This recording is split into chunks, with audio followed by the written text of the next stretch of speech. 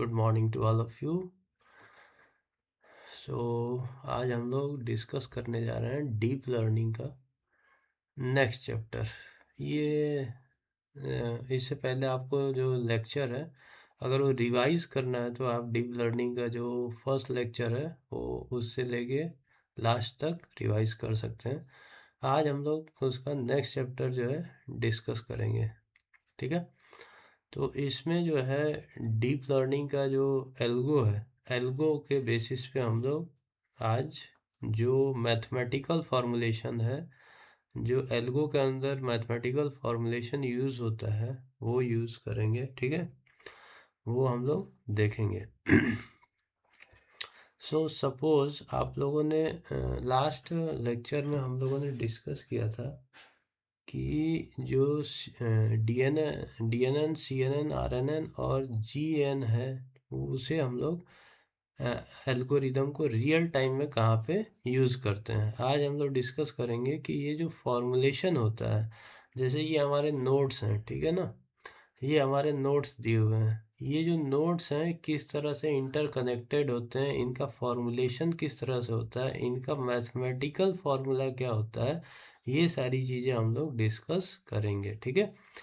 तो इसमें जो फर्स्ट डीएनएन का जो एल्गो है उसका जो फॉर्मूलेशन है वो F1 X1 और F1 Y1 के बेसिस पे होता है, ठीक है। इसका जो मैथमेटिकल फॉर्मूलेशन होता है वो नेक्स्ट स्लाइड में आपको मैं बताऊंगा, ठीक है। उसके बाद CNN जो होता है उसमें किस तरह से फॉर्मूलेशन होता है, RNN जो होता है उसका फॉर्मूलेशन किस तरह से होता है, इसका मैथमेटिकल जो एल्गो का फॉर्मूलेशन होता है वो किस तरह से होता है, वो हम लोग डिस्कस करेंगे। उसी तरह से जनरेटर GN जनरेटिव एडवर्सिटियल नेटवर्क में हम लोग किस तरह से फॉर्मूलेशन होता है, ये सारी चीज़ें डिस्कस करेंगे। तो ये हमारा जो है फर्स्ट ग्राफ है, 3D ग्राफ है। इस 3D ग्राफ में हमारा एक्स एक्सिस है, वाई एक्सिस है और जेड एक्सिस है। अब एक्स एक्सिस पे, ठीक है, नेक्स्ट स्लाइड में वाई एक्सिस को डिस्कस करेंगे, अभी एक्स और जेड को डिस्कस करते हैं। तो इसमें आप देखो ये जो ग्राफ है, ठीक है ना, ये जो ग्राफ है, जो एंगल है, ए का जो एंगल है और जो सी का एंगल है, ठीक है, और एक्स और जेड का जो एंगल है वो 90 डिग्री का है। ए और सी का एंगल डिफरेंट है। उसी तरह से ये जो हमारा ए है 3A, ये हमारा ए हो गया, ये 3 हो गया, 3A हो गया। और इसका जो फॉर्मूलेशन है वो 3A+2B+2C है। ये हमारा सी पॉइंट है, सी पॉइंट यहाँ पे रुका है। जब हम ये फॉर्मूलेशन यहाँ पे लाते हैं दोनों का, एक्स एक्सिस पे सी का, ठीक है, उसके बाद वाई एक्सिस पे मतलब जेड एक्सिस पे ए का, 3A का, और बी एक्सिस, बी हमारा ये एक्सिस है, बी एक्सिस पे ये जब बनता है फॉर्मूलेशन तो ये 3A+2B+2C का बनता है। यहाँ पे हमारा क्या है, ये जब एक्स एक्सिस और वाई एक्सिस के बीच में आएंगे तो बी है, ये हमारा बी है, और ये सी है, B+C। इसका जब डबल फॉर्मूलेशन होता है, डबल जब इसका एंगल बना के और इसको बनाते हैं तो 2B+2C होता है। तो ये हमारा फुल ग्राफ जो है एक्सप्लेनेशन है। इसी तरह से अगर वाई एक्सिस को देखेंगे, अभी हमारा क्या था, एक्स और जेड एक्सिस था, ठीक है। अब क्या करेंगे कि एक्स और वाई एक्सिस को देखेंगे। एक्स एक्सिस और वाई एक्सिस के बीच में 2B+2C का फॉर्मूलेशन है। The sum or the linear combination of the two linear combinations 3 and 2B+2C is still a linear combination of the original vector। ये हमारा वेक्टर रिप्रेजेंटेशन है। जब भी हम वेक्टर रिप्रेजेंटेशन करते हैं किसी का ए बी या सी का, तो ऊपर एरो लगाते हैं। अभी ये हमारा क्या है, नॉर्मल नॉर्मल नॉर्मल वेक्टर है। जब वेक्टर रिप्रेजेंटेशन करते हैं तो उसमें ऊपर एरो लगाते हैं, ठीक है, एरो लगाते हैं ए बी और सी पे।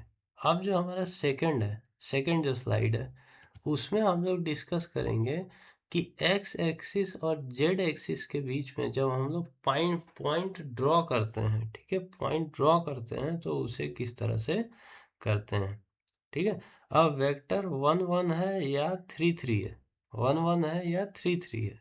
Vector 1 1 is an eigenvector of our matrix. अब आइगन वेक्टर होता है, आइगन वैल्यूज होती हैं, दो तरह का होता है। आप लोगों ने अगर 10 11 या 12 में पढ़ा होगा तो उसमें जो है हमारा आइगन वेक्टर होता है, आइगन वैल्यूज होता है। अब जो आइगन वेक्टर होता है वो 1 1 इसमें दिया हुआ है, ठीक है। एक्स एक्सिस और जेड एक्सिस पे जब ये पॉइंट ड्रॉ करेंगे तो 1 1 होगा, ठीक है। उसी तरह से यहाँ पे करीब करीब 2 होगा, 2 और 2, ठीक है। आइगन वैल्यू जब निकालते हैं तो ये देखिए यहाँ पे आया है 3 और 3, यहाँ पे क्या है, पहले और तीसरे पॉइंट पे निकाला गया है।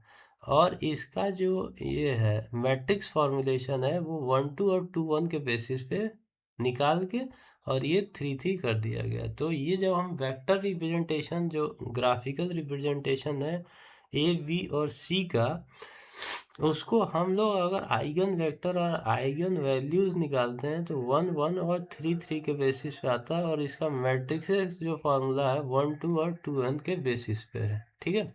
तो ये हमारा जो है नेक्स्ट स्लाइड में कि वेक्टर रिप्रेजेंटेशन को हम लोग किस तरह से बनाते हैं ये दिया हुआ है। अब जो है इंटरसेक्शन फार्मूला हम लोग निकालेंगे, दिखाएंगे कि जो हम लोग फर्स्ट CNN RNN DNN ये सारी चीज़ें थी उसमें हम लोग किस तरह से इसका यूज़ करते हैं। Middle sliver is the overlap between the two sets containing all the outcomes that are in the both sets. The union is all the events in the combined area of the two circles. If we were to add their possibility namely, we would double count all the outcomes in the middle sliver। तो हमारा एक जो है ए है, B है और ये हमारा सेट है, ठीक है। सेट है और सेट का इंटरसेक्शन फार्मूला जो हम निकालते हैं तो उसे ए इंटरसेक्शन बी बोलते हैं। अगर हमें पूरा ये ग्राफ लेना है, ठीक है, ये पूरा ग्राफ अगर हम लेंगे तो ये हमारा क्या कहलाएगा, यूनियन कहलाएगा। लेकिन अगर हम इंटरसेक्शन फार्मूला निकालते हैं तो ए इंटरसेक्शन बी है, ठीक है। अब हम इसका जो है एक जो स्केलर फॉर्मुलेशन करते हैं, ठीक है। The uniform distribution has uniform the height over it the entire area which shows that each value in the domain of the distribution has equal likelihood, ठीक है।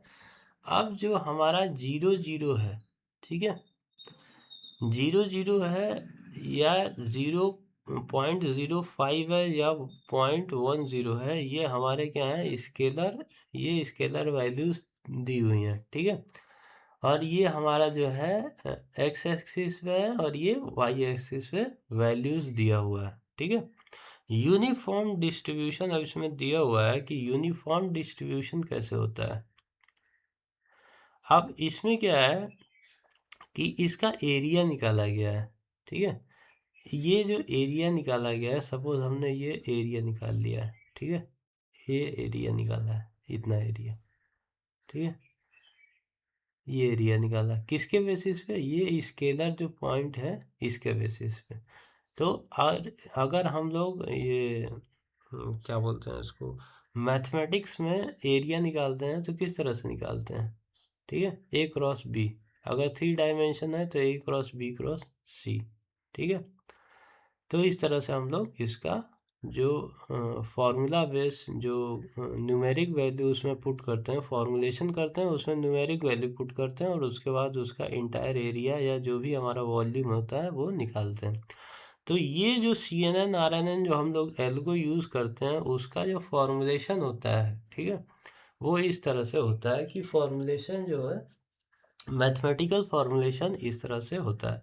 अब कोई भी एल्गो जब हम यूज़ करते हैं, किसी भी इंजीनियरिंग कॉलेज में आप जाओगे तो वहाँ पे क्या होता है, इंजीनियरिंग कॉलेज में फर्स्ट और सेकंड सेमेस्टर में जो सिलेबस पढ़ाया जाता है वो मैथमेटिक्स का होता है, मैथमेटिक्स फिजिक्स केमिस्ट्री। इसीलिए कोई भी किसी भी सिलेबस जो होता है आजकल, तो जो ये हमारा एआई एमएल और डीप लर्निंग सारे फील्ड में आ गया है, एजुकेशन एग्रीकल्चर सारे फील्ड में।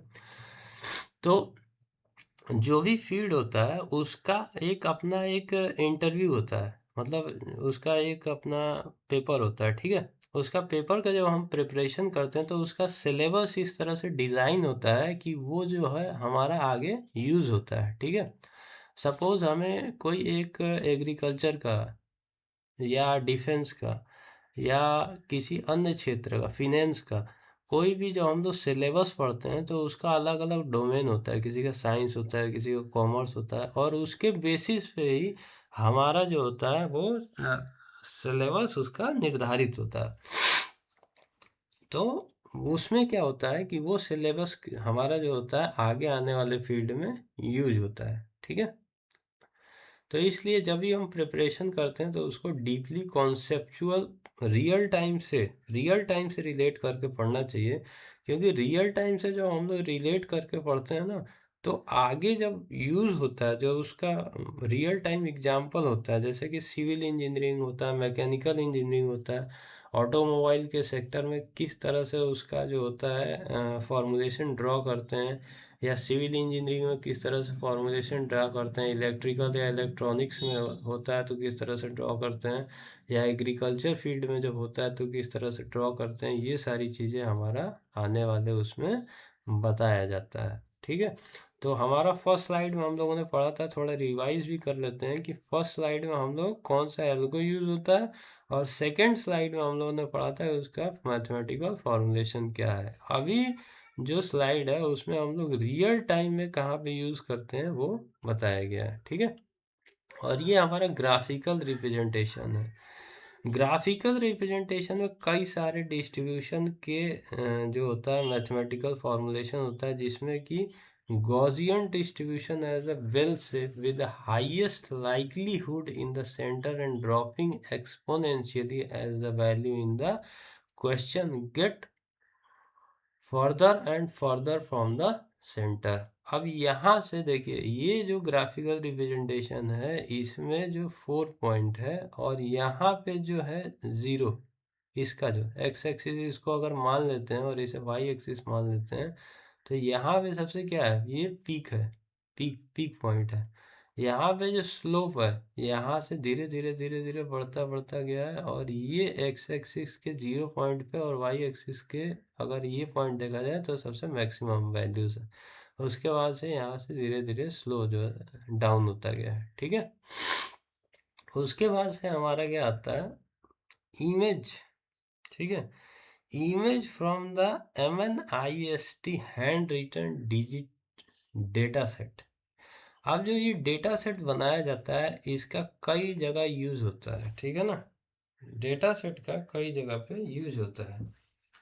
फर्स्ट जो होता है फर्स्ट जो होता है डेटा सेट का, वो हमारे कंप्यूटर में यूज होता है, ठीक है।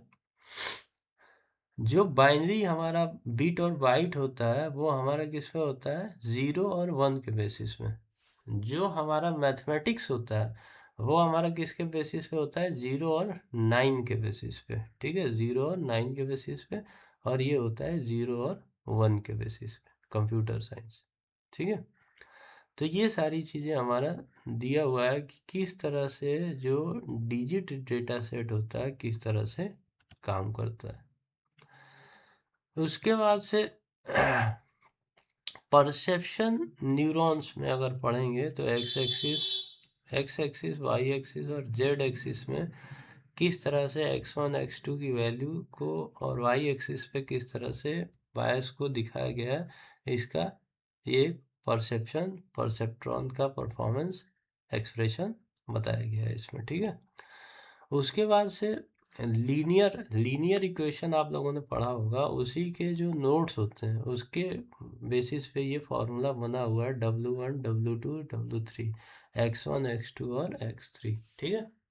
तो ये हमारा अगर वाई एक्सिस पे अगर फॉर्मुलेशन करते हैं इसका वाई एक्सिस पे,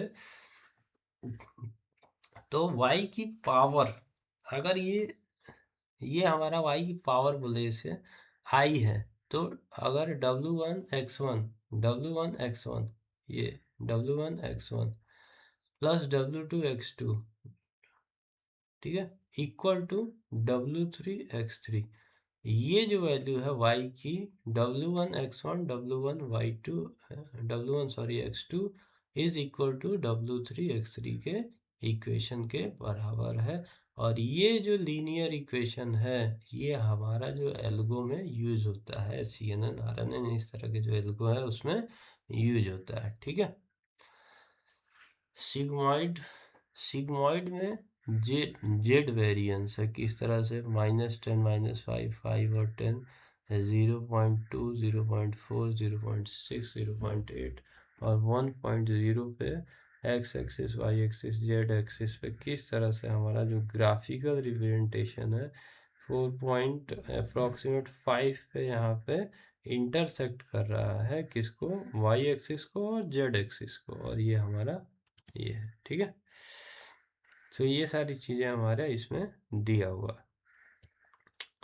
अब जो ये जो हमारा ग्राफ है 45 एंगल पे सबसे मैक्सिमम वैल्यूज आता है, प्रोजेक्शन जो होता है 45 डिग्री पे सबसे मैक्सिमम होता है, ठीक है। ये हमारा करीब करीब 90 डिग्री अगर मान लें, इसको 90 मान लें, तो ये हमारा फॉर्मुलेशन क्या हो गया 45 डिग्री पे आएगा। तो ये जो ReLU जो है, ReLU इक्वेशन जो है वो हमारा इसमें एल्गो में यूज होता है, ठीक है। अब ये हमारा जो है एक क्वाड्रेटिक इक्वेशन है, लीनियर इक्वेशन का ये हमारा क्वाड्रेटिक इक्वेशन है जिसमें कि W1 और W2 दिया हुआ है और एरर पॉइंट दिया हुआ है, सॉरी। ये हमारा विजुअलाइजेशन है, error surface as a set of the contours, ठीक है। एरर सरफेस हमारा कहाँ पे कितना है दिया हुआ है, विजुअलाइजेशन जब हम इसका रियल टाइम में डेटा से रिलेट करेंगे, ठीक है। तो ये हम इस फॉर्मूलेशन को डेटा, क्योंकि हमारा जितना भी एल्गो है वो डेटा के बेसिस पे ही होता है, ठीक है, डेटा को प्रोसेस करते हैं। तो ये हमारा एल्गो हो गया, उसका फॉर्मुलेशन हो गया। अब जब इसका रियल टाइम में हम डेटा से रिलेट करेंगे, मतलब डेटा को जब प्रोसेस करेंगे, जितने भी आपने जेमिनी वगैरह या जो भी को पायलट है, ये इस तरह के जो प्लेटफॉर्म है ना, या जो भी हमारे अपने प्लेटफॉर्म है उसमें किस तरह से यूज होता है, ये सारी चीज़ें इसमें आगे रियल टाइम में पढ़ेंगे, ठीक है। Convergence is the difficult when और learning rate is too large, ठीक है। ये हमारा कन्वर्जेंस रेट दिखा रहा है किस तरह से फ्लक्चुएट हो रहा है एक पॉइंट से दूसरे पॉइंट पे, और ये हमारा सर्कुलर रिप्रेजेंटेशन है, ठीक है। तो ये हमारा जो है डीप लर्निंग का एक और चैप्टर था। आने वाले लेक्चर में हम लोग इसी को कंटिन्यू करेंगे और इसका जो मैथमेटिकल फॉर्मूलेशन है उसको थोड़ा और डिस्कस करेंगे आने वाले लेक्चर में। तब तक आप हमारे चैनल को ईडू वर्ड को देखते रहिए और हमें इस तरह से प्रमोट करते रहिए, ठीक है। Till that time, thank you for watching. जय हिंद, जय भारत।